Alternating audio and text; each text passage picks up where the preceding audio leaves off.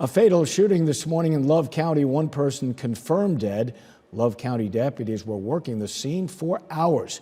Our Drury Vaughn is live at the scene near Marietta. Drury, what can you tell us tonight? Hey Jeff, one person has been confirmed dead following a fatal shooting here in Love County, as deputies and officers have been actively working this scene now for more than 8 hours at this point.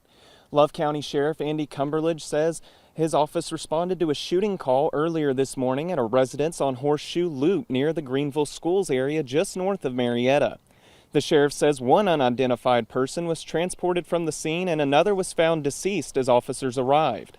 Multiple law enforcement agencies from OHP, Light Horse, Marietta PD, Thackerville, as well as the medical examiner have responded to the scene and are currently investigating the shooting and have since closed off access to the scene.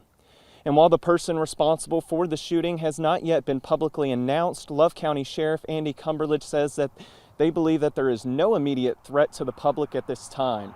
We'll continue to follow this story and update you with the latest on our website. Live in Marietta, Drury Vaughn, News 12.